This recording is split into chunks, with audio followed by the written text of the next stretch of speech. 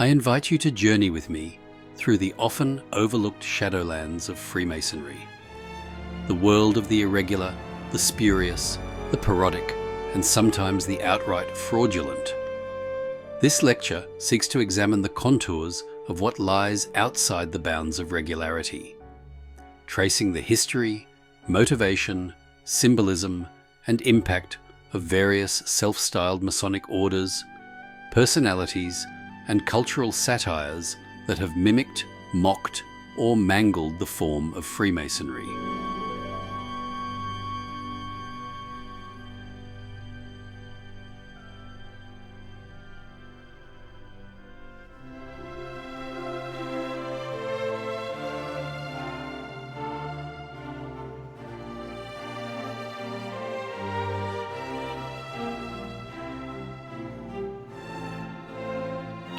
Good evening, and welcome to tonight's presentation from the Quarries, an archive of Masonic lore.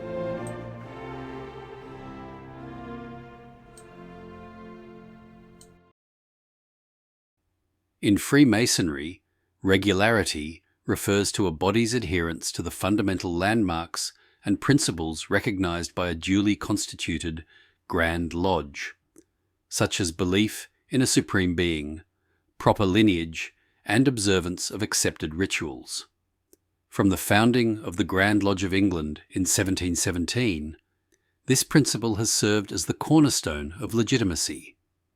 Yet, almost immediately, imitators and dissidents sprang forth, establishing new rites, forming satirical orders, or proclaiming themselves grand masters of invented systems. The richness and variety of these developments illuminate not only the enduring fascination exerted by Masonic symbols and mysteries, but also the fragility of institutional coherence in the face of innovation, parody, or imposture. These bodies and individuals operated for a range of reasons, some out of sincere ideological conviction, others for financial gain, and still others as artistic or political statements. They contributed to the broader cultural understanding and misunderstanding of Freemasonry, and their legacies continue to influence popular perceptions of the craft to this day. We will explore not only these groups, but also the reactions of mainstream Masonic institutions to their emergence. 18th century parody and protest, the Gormogons and the Scold Miserables. 1. The Gormogons and the art of satirical lodgecraft. The first few decades following the creation of the Grand Lodge of England saw a burst of Masonic enthusiasm, but also a backlash, especially from those who perceived Freemasonry's solemnity, secrecy, and ritual as pretentious or politically suspect. The ancient noble order of the Gormogons, created in 1724 by Philip, Duke of Wharton, was the earliest and perhaps most flamboyant example of an anti-Masonic parody. Wharton, a Jacobite sympathizer and former Grand Master of the Premier Grand Lodge, had fallen out with the fraternity and responded by founding this bizarre counter-order.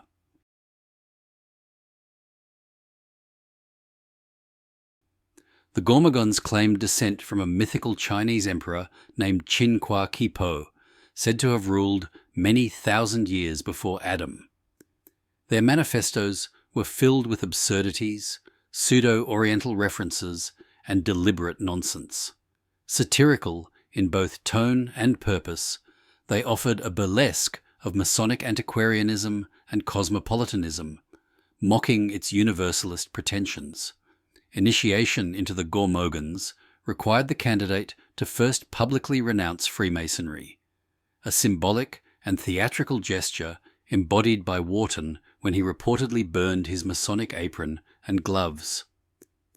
Their printed notices included parodic elements of Masonic rituals, distorted references to Tyler's swords, darkness and ladders, and oath-bound secrecy.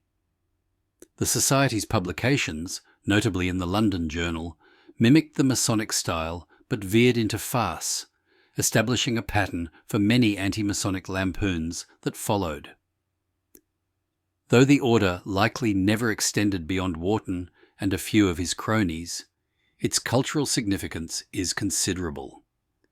It demonstrates how early 18th century elites used parody to criticize the perceived encroachment of Enlightenment associations like the Freemasons into traditional aristocratic spaces. More than a joke, the Gormogons expressed a political and social critique aimed at the emerging Whig establishment embodied in the Premier Grand Lodge. 2. The Scald Miserable Masons. 2 decades later, another extraordinary satire emerged in London, the Scald Miserable Masons. This mock fraternity, created around 1741 by a group of theatrical pranksters and political agitators, including Paul Whitehead, staged elaborate parades through the streets of London on days when Freemasons held public processions. Their regalia consisted of tattered rags, exaggerated aprons, goat horns, and banners emblazoned with nonsensical symbols. Perhaps the most famous of these parades occurred in 1742, when the Scald Miserables shadowed the Freemasons' grand procession with their own, attracting crowds that dwarfed the official event. One contemporary engraving by Antoine Benoit, titled The Grand Procession of the Scald Miserable Masons, shows a grotesque cavalcade of mock initiates riding donkeys and goats, wielding chamber pots and sausages, and bearing signs proclaiming absurd titles such as Grand Fumbler of the Soap Bubble Degree. The satire was so effective and humiliating that in 1747 the Premier Grand Lodge passed a resolution banning all public Masonic processions. This marked a significant moment in Masonic history, the retreat from public spectacle into more private and inward forms of fraternity, directly prompted by fear of ridicule. Historians have interpreted the Scald Miserables not just as a joke, but as a carnivalesque inversion of Freemasonry's seriousness. In an age when ritual and secrecy conferred authority, parody became a powerful weapon of social commentary. The Scald Miserables are thus emblematic of early modern resistance to the performative authority of esoteric societies. Esoteric systems and high-degree innovations in the 18th and 19th centuries. The second half of the 18th century saw a shift from parody to proliferation. Rather than mockery, the irregular Masonic currents of this period often emerged from attempts to enrich, mystify, or reframe Masonry in terms more esoteric or mystical. This was the age of high-degree systems and chivalric fantasies, movements that drew upon the romanticism of medieval knighthood, the allure of the unknown, and the rising tide of occult revivalism. 1. The Rite of Strict Observance. Among the most influential was the Rite of Strict Observance, created in the 1750s by Baron Karl Gotthelf von Hund. This system reimagined Freemasonry as the surviving vehicle of the Knights Templar, a medieval order famously suppressed in 1312. According to von Hund, the modern Freemasons were not merely moral or philosophical initiates. They were heirs of a secret chivalric legacy. He claimed to receive directives from mysterious, unknown superiors who ruled the order from behind the scenes, allegedly preserving the original Templar line. The rite swept across Central Europe, particularly among aristocratic circles in Germany, Austria, and France. It added elaborate rituals, knightly titles, and solemn obligations. Members were required to pledge obedience not only to the local lodge, but also to the mysterious unseen rulers of the order. Meetings often took place in grand ceremonial style, with members donning mantles and swords. Yet von Hund never produced credible evidence of his claimed Templar lineage. As doubts grew, the Rite reached its crisis point at the convent of Wilhelmsbad in 1782, where assembled Masonic dignitaries demanded substantiation. None was forthcoming. The convention rejected von Hund's claims, declared the unknown superiors a fiction, and effectively dissolved the Rite's authority. However, the romance of chivalric Freemasonry had taken hold, and it would be revived in other systems. 2. The Egyptian Rite of Cagliostro. In parallel with the chivalric stream, a more mystical and flamboyant current emerged through the career of Alessandro Cagliostro. Born Giuseppe Balsamo,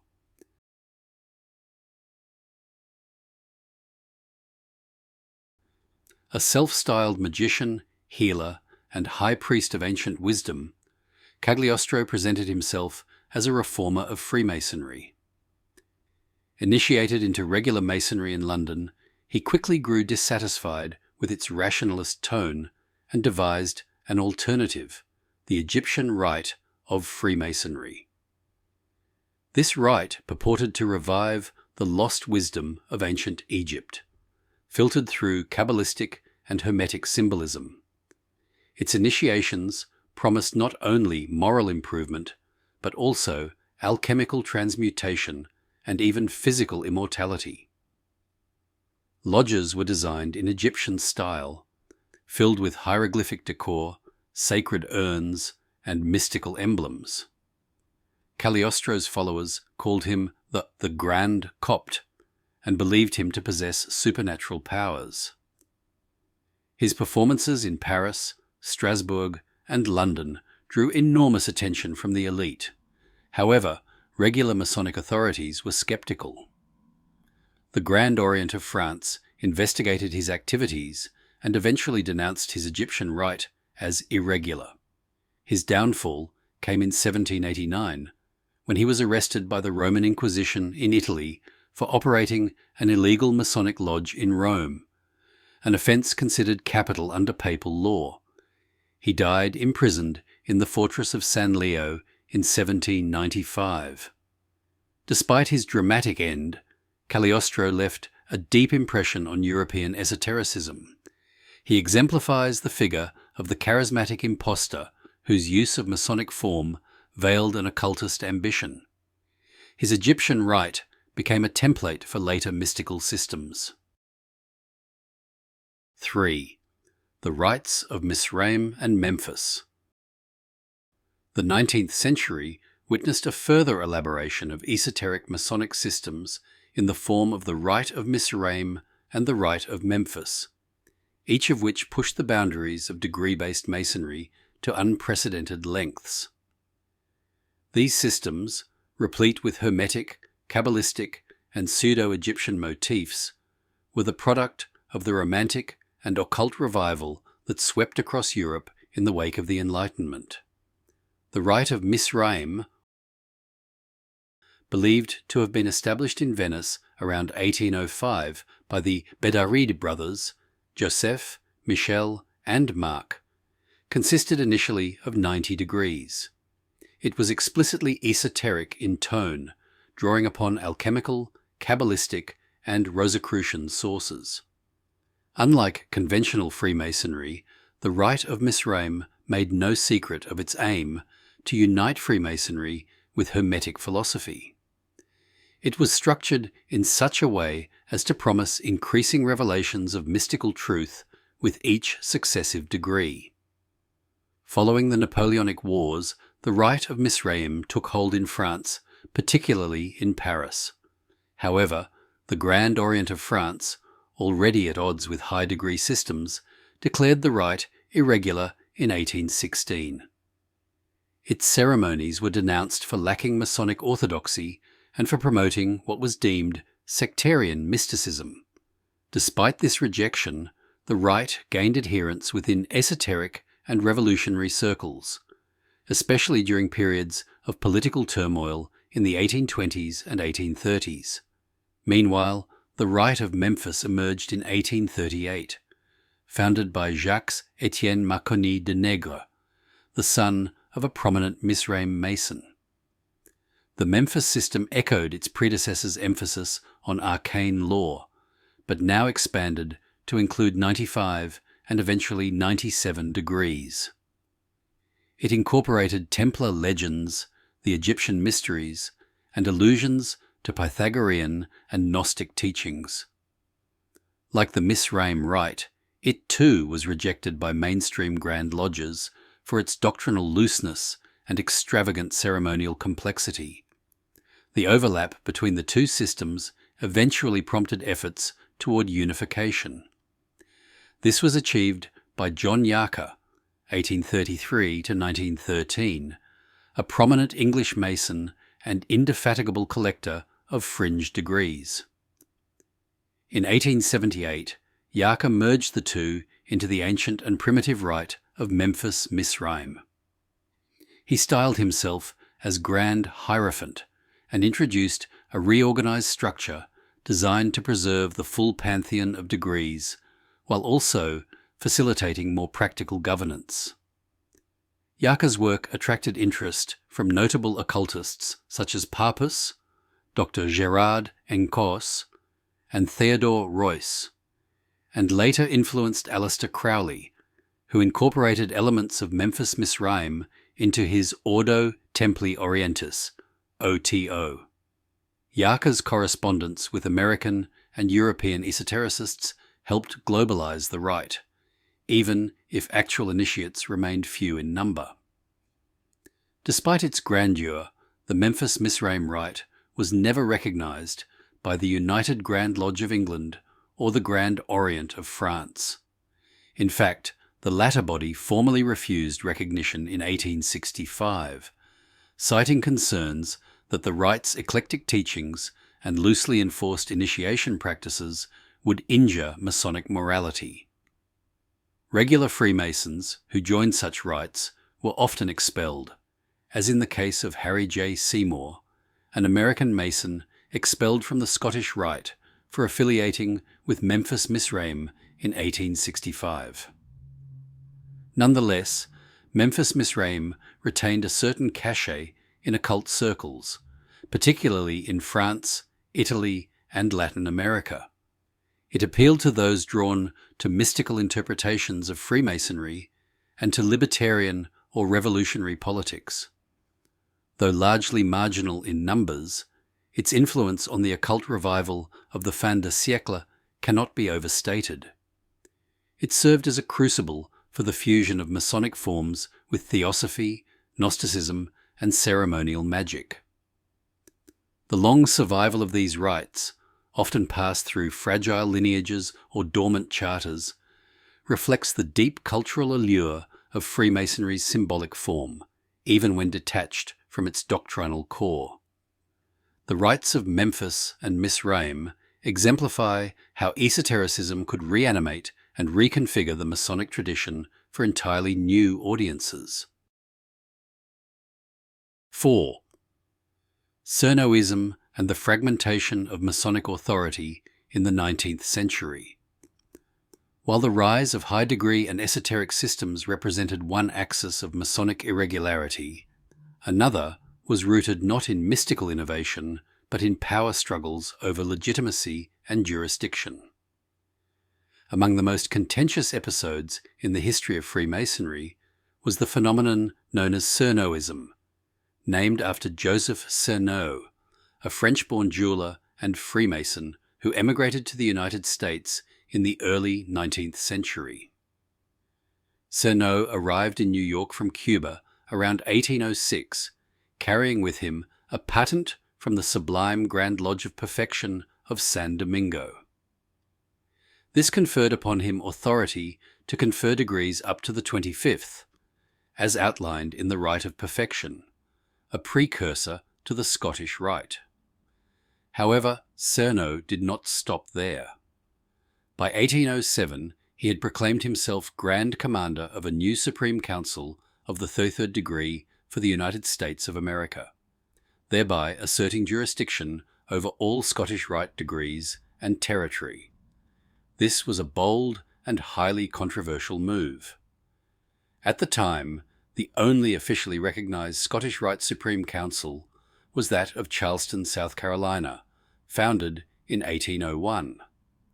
Cernow's declaration of a competing Supreme Council in New York set in motion decades of schism and conflict within American Freemasonry.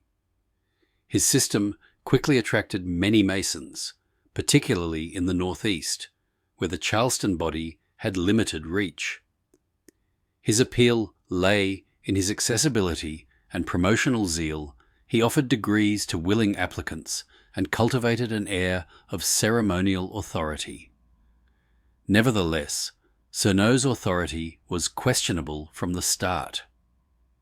His original patent did not authorize the creation of a 33-degree body, and his leap from the 25 degrees jurisdiction of perfection to a full 33 degrees Scottish Rite structure lacked historical or constitutional precedent.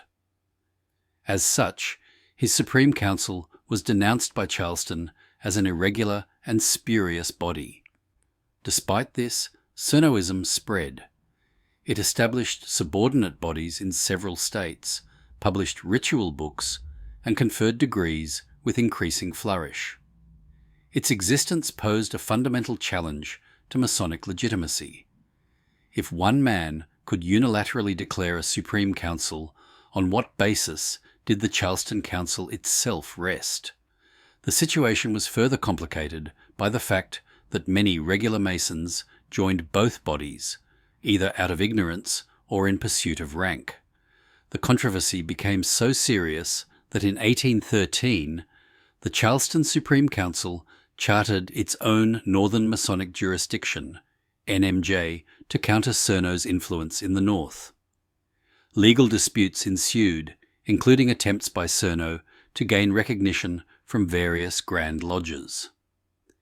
In one infamous episode, his group even chartered its own Blue Lodges in New York, a grave breach of Masonic custom, which reserves that prerogative to Grand Lodges alone. This act, more than any other, solidified his group's reputation as an outlaw operation. By the 1820s, the Masonic press and recognized authorities increasingly turned against Cernoism. However, it took decades of negotiation, mergers, and expulsions before the schism could be resolved. In 1867, a significant portion of the Cernowite bodies agreed to merge with the Northern Masonic jurisdiction, effectively ending the most visible aspect of the split. Yet dissident groups persisted into the 1880s and 1890s, and occasional revivals of Cernoism have occurred even in the 20th century. The legacy of Cernoism is twofold. First, it illustrates how ambiguity in the transmission of authority can destabilize Masonic legitimacy. Second, it shows how institutional Freemasonry responded to schism, not simply through denunciation, but through the construction of new administrative structures and the co-option of rivalries. Ultimately, the Cerno controversy prompted a more rigorous approach to recognition and lineage across the Masonic world. Grand Lodges and Supreme Councils alike became increasingly vigilant in verifying charters, patents, and affiliations. The very notion of regularity became more codified in response to the threat of charismatic usurpation. Liberal and adogmatic Masonry, the ideological schism of the late 19th century. The evolution of Freemasonry in the 19th century was not only marked by schismatic rivalries and esoteric elaborations, but also by profound philosophical divergence. Nowhere was this more evident than in the emergence of liberal or adogmatic Freemasonry, a current that rejected traditional Masonic theological requirements in favour of secular humanism, rationalism, and political progressivism. This divergence was crystallized by the actions of the Grand Orient of France, GODF, in 1877, a turning point that created a rupture in the global Masonic community that remains unresolved in many jurisdictions to this day. Historically, most Masonic constitutions required belief in a supreme being, sometimes referred to as the great architect of the universe, and an affirmation of faith in immortality or the afterlife. These requirements were seen as essential moral and metaphysical principles underpinning the craft. The United Grand Lodge of England and the majority of Anglo-American lodges maintain this theological foundation as a universal landmark of Freemasonry. However, influenced by the French Enlightenment, the secularism of the French Third Republic, and the anti-clerical stance of the French intelligentsia, GODF, began a process of re-evaluating its core principles. In 1877, GODF removed from its constitution the requirement that candidates profess belief in God and the immortality of the soul. Instead, it proclaimed absolute liberty of conscience as the supreme Masonic tenet, thereby allowing atheists, agnostics, and adherents of non-theistic belief systems to join its lodges. This decision was met with immediate and sharp rebuke from the UGLE, which declared the GODF irregular and withdrew mutual recognition. In doing so, it established a formal and ideological divide between what came to be known as regular Freemasonry, theistic, Anglo-American, landmarks-based, and liberal or adogmatic Freemasonry, secular, continental, conscience-based. Other Grand Lodges, especially in the Anglophone world, followed suit, and an entire parallel network of Masonic obedience emerged in Latin Europe, Latin America, and parts of the Middle East and North Africa. This schism was not merely administrative. It mirrored and amplified deeper cultural and political cleavages between nations, where church and state remained intertwined, and those moving toward laicite. In France, liberal Masonry became closely associated with republicanism, anti-clericalism, and educational reform. Members of the GODF played prominent roles in the Dreyfus Affair, the creation of secular public schools, and the passage of the 1905 law on the separation of church and state. Masonic lodges in France thus became crucibles of progressive political thought, often in direct confrontation with clerical and monarchical forces. The Catholic Church responded with vitriol. Pope Leo XVIII's encyclical Humanum Genus, 1884, denounced all forms of Freemasonry, but paid particular attention to the perceived atheism and revolutionary tendencies of the French GODF.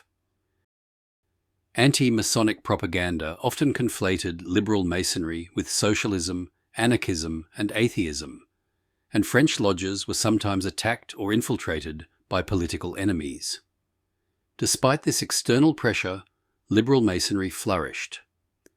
The Grand Orient of Belgium, the Grand Orient of Italy, and other continental bodies aligned with the GODF, creating a transnational axis of a dogmatic Freemasonry.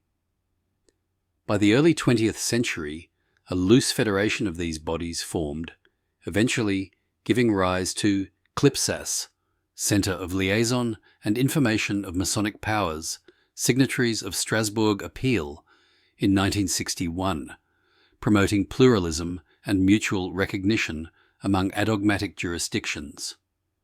From the perspective of UGLE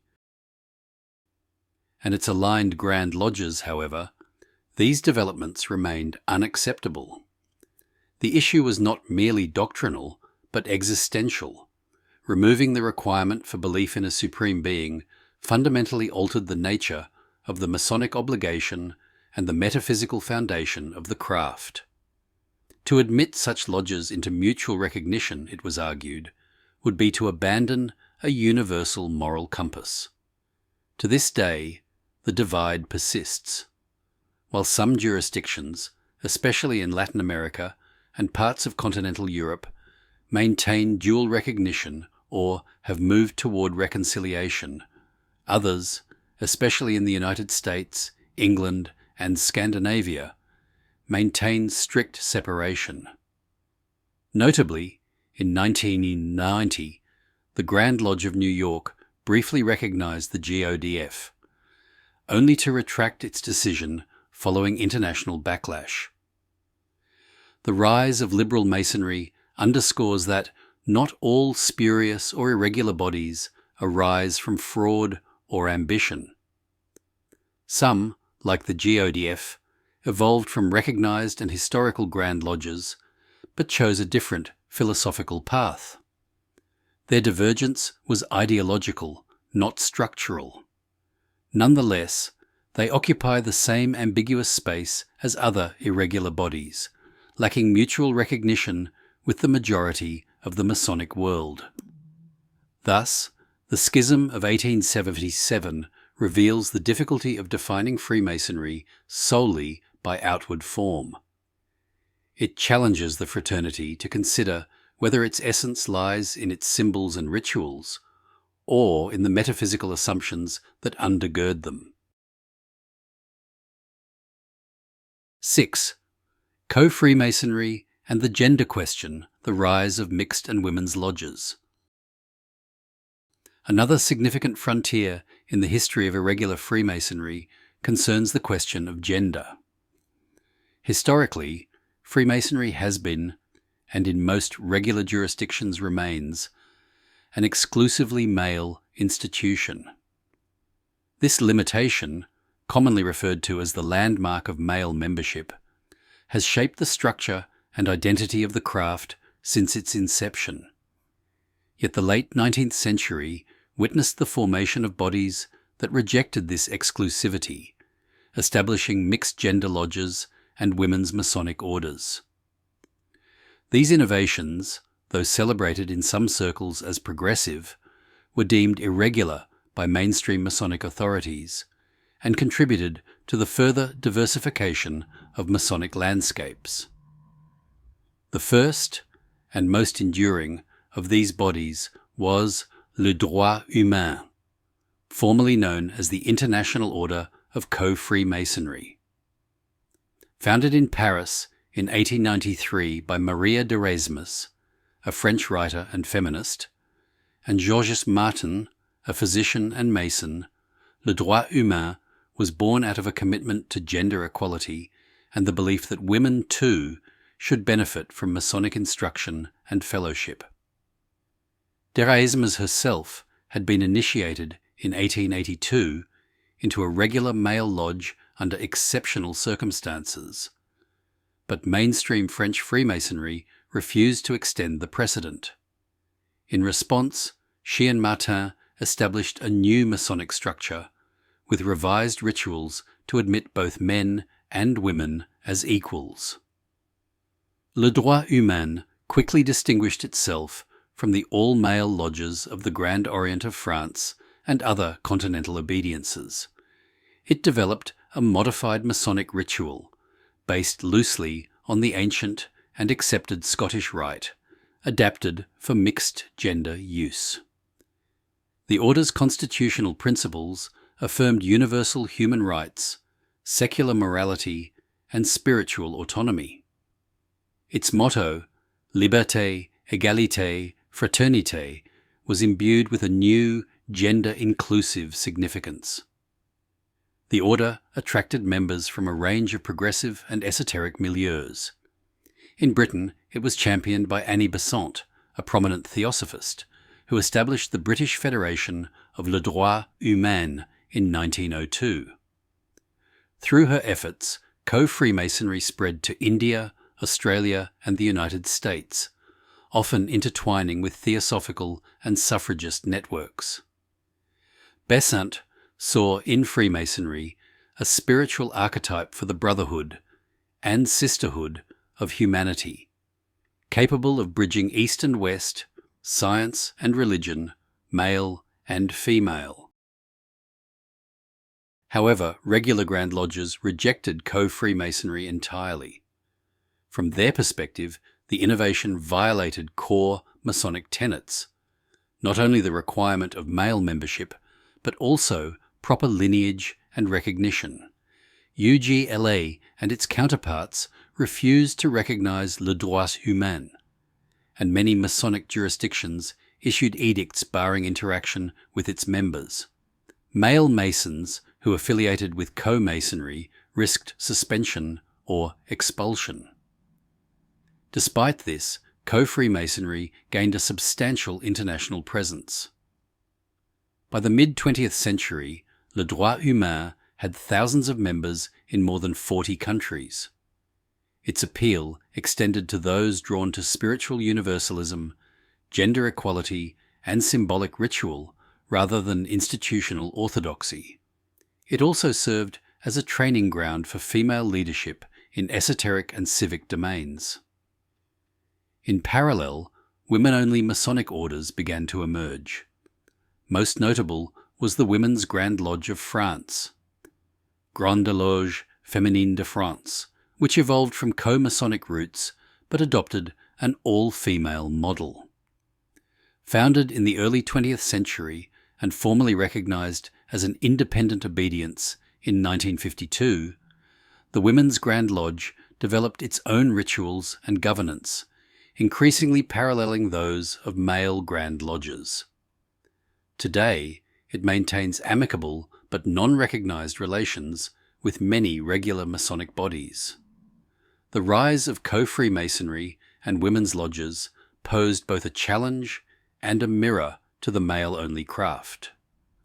For regular Masons, these movements underscored the boundaries of traditional Masonic identity. For scholars and sociologists, they revealed the adaptability of Masonic forms to changing cultural norms. The symbols, initiations, and ethical teachings of Masonry proved capable of being reformulated for broader inclusion, even as the institutional core resisted such change. In the contemporary period, attitudes toward co-Masonry have softened in some quarters. While formal recognition remains elusive, there is often a spirit of mutual tolerance and parallel respect. Masonic conferences sometimes include observers from mixed and women's obediences, and informal dialogue continues on shared concerns such as ritual preservation, philosophical education, and civic engagement. Co-Freemasonry represents one of the most transformative developments in the broader Masonic world. It challenged entrenched norms not through fraud or satire, but through principled reimagining. Though irregular by the standards of regular Grand Lodges, it stands as a testament to the enduring appeal of Masonic ideals across lines of gender, culture, and creed. 20th century irregular Masonries, networks of dissent and scandal. The 20th century ushered in a new wave of irregular Masonic activity that reflected not merely structural divergences, but complex social, racial, and political dynamics. While many earlier spurious orders had been marked by parody, mysticism, or power rivalry, the 20th century witnessed a proliferation of bodies motivated by exclusion, identity, and even state subversion. Two cases, John G. Jones and the rise of African American irregular Masonry in the United States, and Licio Gelli's Propaganda Due, P2, in Italy, exemplify this complex evolution. 1. John G. Jones and the legacy of bogus Black Masonry. The legacy of Prince Hall Freemasonry, the historically African American Masonic tradition founded in 1784, was long complicated by its struggle for recognition from mainstream, white-dominated Grand Lodges. Although Prince Hall lodges operated under legitimate charters, Initially from the Grand Lodge of England, and later from self-constituted African American Grand Lodges, they were routinely denied recognition until the late 20th century. In this environment of marginalization and contested legitimacy, John G. Jones emerged as a pivotal and controversial figure. Jones, a lawyer and politician from Illinois, was a genuine member of a Prince Hall Grand Lodge, but was expelled in 1903 for illegally conferring Masonic degrees and collaborating with suspended Masons. Rather than accept this verdict, Jones doubled down. He proclaimed himself a Grand Master and founded a new array of Masonic-style bodies, including the General Masonic Congress and various independent Supreme Councils and Grand Lodges, all of which lacked lineage or recognition from either Prince Hall or mainstream Grand Lodges. Jones styled himself as a reformer, arguing that he was creating a national structure for black Freemasonry that would rival the fractured Prince Hall landscape. However, many saw his efforts as self-serving and commercially motivated.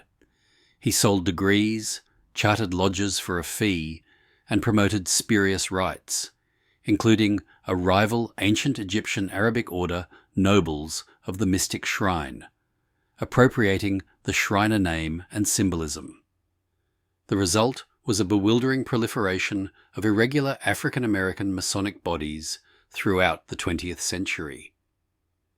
Many bore titles nearly identical to legitimate Prince Hall institutions, leading to immense public confusion.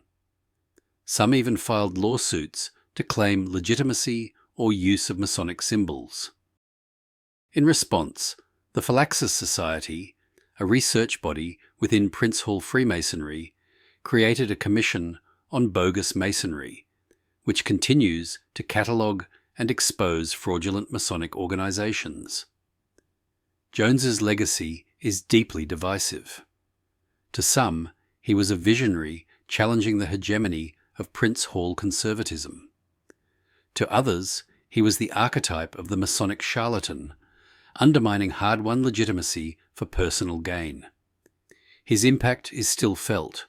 Today, scores of African American Masonic bodies exist in the United States, most tracing their lineage, directly or indirectly, to Jones's initiatives. These groups complicate outreach, recognition, and recruitment for legitimate Prince Hall and mainstream lodges. 2. Propaganda, due, Masonic cloak for political subversion. In Europe, irregular Masonry assumed a far more ominous dimension in the form of propaganda due, P2, a rogue Masonic lodge that, by the late 1970s, had become a clandestine network of Italian political, military, and financial elites. P2 was originally chartered in 1945 under the Grand Orient of Italy, but its warrant was suspended in 1976 due to irregularities. Its master, Licio Gelli, refused to disband the lodge and instead turned it into a secret society operating without any Masonic oversight. Under Gelli's leadership, P2 recruited high-ranking officials from the military, police, intelligence services, media, banking, and parliament. Its stated aim was to protect Western values against communism, but its real agenda increasingly resembled that of a shadow government. P2 members plotted anti-democratic interventions, disseminated propaganda, and manipulated state contracts. They were implicated in multiple national scandals, including the collapse of Banco Ambrosiano, the suspicious death of banker Roberto Calvi, and even the kidnapping and assassination of Prime Minister Aldo Moro. In 1981, Italian authorities discovered a list of over 900 P2 members, prompting a political earthquake. The scandal led to mass resignations, criminal prosecutions, and a parliamentary inquiry. It also severely damaged the public image of Freemasonry in Italy and beyond. The Grand Orient of Italy responded by formally expelling Gelli and all P2 affiliates and reasserting its commitment to transparency. The Italian government passed legislation banning secret societies like P2, and Masonic bodies worldwide were forced to examine their internal safeguards. UGLE and other Grand Lodges temporarily suspended relations with the Grand Orient of Italy pending reforms. In many ways, the P2 affair became a cautionary tale, how Masonic forms and rituals, when stripped of their moral content and institutional accountability, could serve as vessels for covert manipulation. P2 was not simply an irregular lodge. It was a criminal enterprise masquerading as a Masonic body. Its existence revealed the symbolic power of Freemasonry in public life, and how easily that symbolism could be co-opted for undemocratic ends. It remains one of the most significant episodes in the history of modern irregular Freemasonry. 8. Hoaxes, parodies, and cultural appropriations of Masonic imagery. In addition to formal schisms and clandestine organizations, Freemasonry has often served as a rich subject for hoax, satire, and symbolic appropriation in the wider culture. From literary fabrications to satirical performances, the imagery of the craft, its symbols, titles, and rituals, has been co-opted for purposes ranging from comedy to political critique. These cases rarely sought to deceive Freemasons themselves, but instead targeted the public's perception, drawing upon the mystique of secrecy that surrounds Masonic practice. The Taxil Hoax. Parody as deception. Perhaps the most elaborate Masonic hoax ever perpetrated was the Taxil affair, engineered by Leo Taxili Gabriel Jogan Pages in the 1880s and 1890s. A former Freemason turned Catholic propagandist, Taxil published sensational tracts alleging that Freemasonry was a front for satanic rituals, led by figures such as the fictitious Diana Vaughan and the fabricated cult of Palladism. These writings included lurid details of demonic ceremonies supposedly conducted beneath Masonic temples. Taxil's hoax was stunningly effective. He duped large sections of the Catholic press and was even received at the Vatican. It was not until 1897 that he revealed the entire affair was a fabrication, designed to mock both the Church's gullibility and public paranoia about secret societies. "I thought it amusing," Taxil confessed, "to see how far clerics would go to believe my nonsense." The Taxil hoax exemplifies the power of parody presented as exposé. Unlike the Scald Miserables, who played their satire for laughs, Taxil cloaked his in the language of moral panic. His hoax contributed to enduring conspiracy theories about Freemasonry's alleged connection to Luciferianism, narratives still alive today in fringe circles. Riding the Goat and the Humour of Initiation. Beyond hoaxes and political parodies, Freemasonry also inspired a long tradition of internal and external humour about initiation. One of the most enduring tropes was the idea that new initiates had to ride the goat, a fictitious trial introduced as a teasing threat to prospective candidates. Cartoons, poems, and songs played on this theme, imagining confused initiates mounted on goats while bemused brethren looked on. The popularity of the goat-riding joke reflected both the mystique and camaraderie of Masonic initiation. It allowed for a controlled form of self-parody. Masons laughing at their own secrecy and theatricality. In some jurisdictions, spoofed degrees such as the Order of the Goat, were even conferred as light-hearted rites during festive occasions. Literary and musical illusions. Freemasonry's symbolic depth and ritual aesthetics have long attracted literary and artistic illusions. In Mozart's opera, The Magic Flute, 1791, Masonic ideals are thinly veiled behind a magical allegory of enlightenment through trials and moral virtue. Tolstoy's War and Peace features a storyline in which the protagonist, Pierre Bezukhov, is initiated into a Masonic lodge, blending sincere admiration with a gently critical portrayal of ritualistic excess. In modern literature, Freemasonry appears both reverently and irreverently, as an emblem of secret knowledge, social assent, or comedic confusion. Dan Brown's The Lost Symbol, 2009, revitalized popular interest in Masonic mythologies, though often at the expense of accuracy. Similarly, the proliferation of Masonic references in comics, television, and film, whether in The Simpsons' Stonecutters or National Treasure, illustrates the enduring cultural currency of the craft's imagery. These appropriations speak less to malice than to the elusive power of Freemasonry. Its symbols are aesthetically compelling, its rituals mysterious, and its history evocative. Whether depicted as sinister, noble, or ridiculous, the Freemason serves as a potent figure in the cultural imagination. Mainstream Masonic responses: containment, discipline, and reform.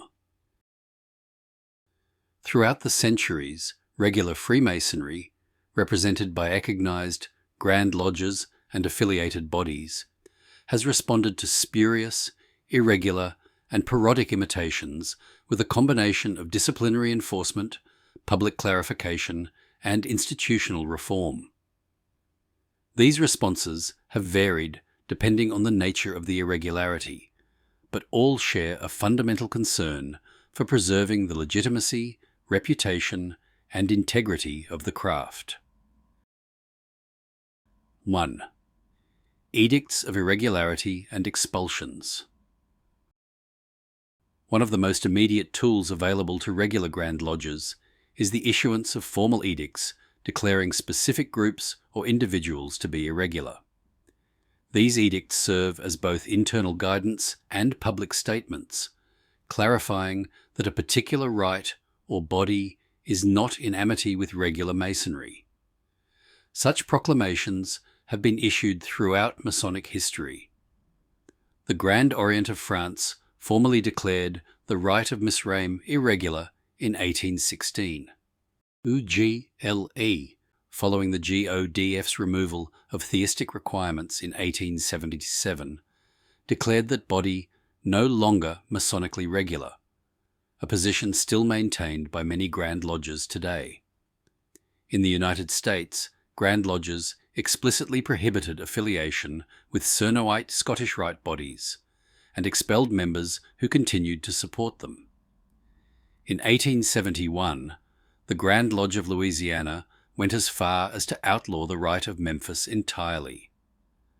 Expulsions of individuals have also served as a deterrent.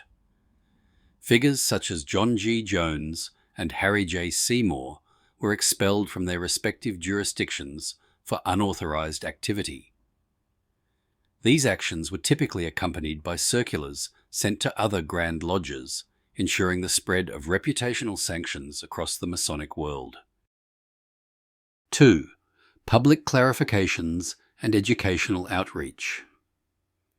Beyond internal discipline, Grand Lodges have frequently published statements and reports designed to inform both their members and the wider public about the dangers and distinctions of irregular Freemasonry.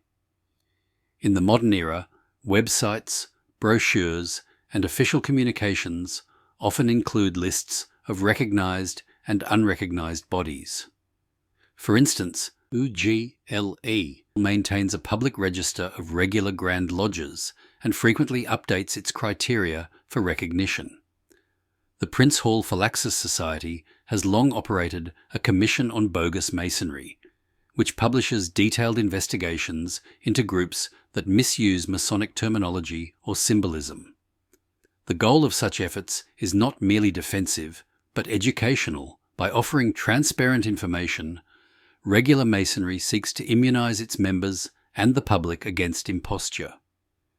These efforts often underscore that joining an irregular lodge deprives the initiate of legitimate Masonic status, preventing them from visiting recognized lodges or receiving valid degrees. The emphasis is placed on lineage, recognition, and adherence to the ancient landmarks. 3. Containment and reconciliation. In certain historical cases, mainstream bodies have pursued containment strategies, seeking to absorb or regularize schismatic groups. The Northern Masonic jurisdiction's merger with Cernowite bodies in 1867 is one such example. Similarly, the gradual reconciliation between mainstream and Prince Hall Freemasonry, beginning in the 1980s and continuing into the 21st century, demonstrates the possibility of healing past irregularities when rooted in mutual respect and shared principles. Such reconciliations typically involve careful vetting of lineage, negotiation of mutual recognition, and sometimes the rewriting of constitutions to conform to regular standards. These processes, while politically delicate, reflect the fraternity's capacity for regeneration and its interest in unity over fragmentation. 4. Legal action against impostors. Where spurious bodies have engaged in fraud, impersonation, or misappropriation of Masonic property, Grand Lodges have occasionally pursued civil or criminal litigation. In 1929, the Grand Lodge of New York won a legal case against a self-styled Order of the Eastern Star that had no affiliation with the legitimate OES. Courts generally avoid theological or fraternal adjudication, but will act when trademark infringement or deceptive practice is involved. These cases reinforce the view that Freemasonry, while spiritual and symbolic in its internal life, must operate within the rule of law when its forms are misused for deception or profit. 5. Institutional reform and transparency. Perhaps the most constructive response to the proliferation of spurious Masonry has been the movement within regular jurisdictions toward greater transparency, accountability, and public engagement. In the wake of the P2 scandal, for example, the Grand Orient of Italy instituted reforms aimed at preventing clandestine networks from re-emerging. This included stricter oversight of membership rolls, more rigorous audit trails, and a clear policy of cooperation with civil authorities in cases of abuse. In general, the post-20th century shift has been toward openness rather than secrecy. Many Grand Lodges now host public events, publish annual reports, and engage in charitable initiatives that demonstrate the fraternity's values in practice. This public-facing strategy serves as a powerful countermeasure against conspiracy theories and fringe movements. Mainstream Masonic responses thus encompass a range of strategies, from stern denunciation and exclusion to careful engagement and education. Each response reflects a balance between guarding tradition and adapting to modern challenges. In confronting spurious Masonry, the fraternity has continually been forced to define itself, not only by what it includes, but by what it excludes. Conclusion: the margins that illuminate the centre. The history of spurious and irregular Freemasonry, of rogue rites, self-styled grandmasters, gender-inclusive innovations, literary hoaxes, and clandestine conspiracies, is more than a catalogue of errors or eccentricities. It constitutes a vital parallel tradition that has continually shaped, challenged, and reflected the mainstream craft. Though these irregular manifestations stand outside the circle of recognition, they form an essential part of Freemasonry's cultural footprint, its public mythology, and its internal self-definition. From the burlesque processions of the scald miserable Masons in 18th century London, to the esoteric labyrinths of Memphis Misrime and the ideological rupture of 1877 in France.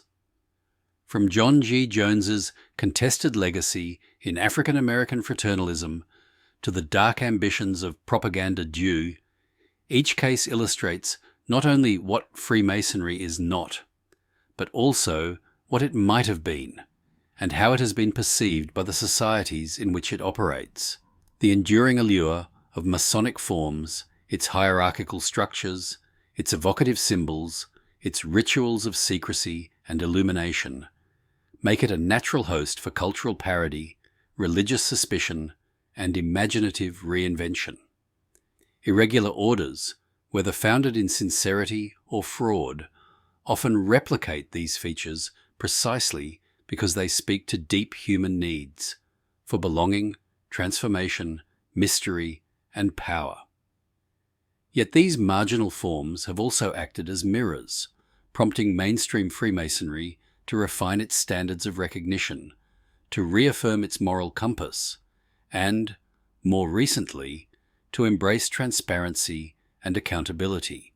The boundary between regularity and irregularity is not merely legalistic or procedural, it is philosophical.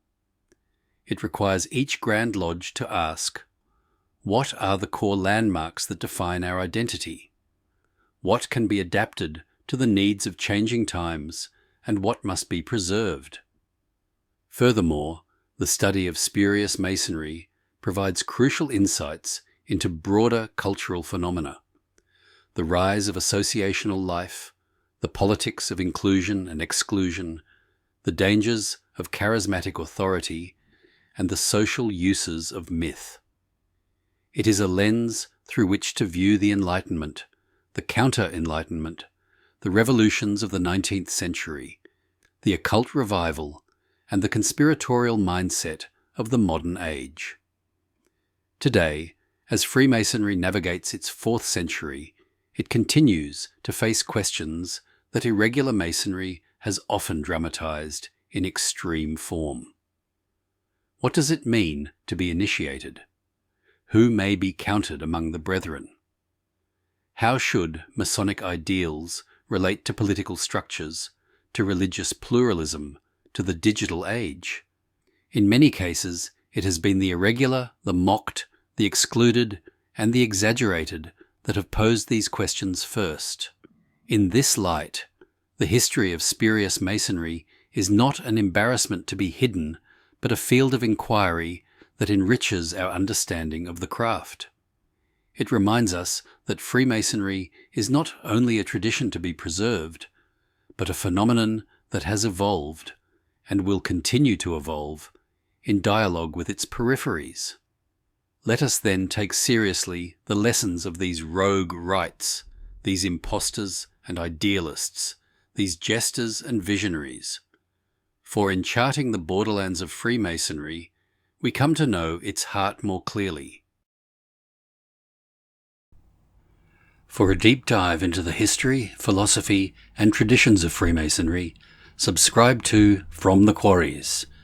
You will find hundreds of lectures, presentations, shorts, and other Masonic works written by Freemasons for Freemasons. Visit fromthequarries.com or YouTube at From the Quarries.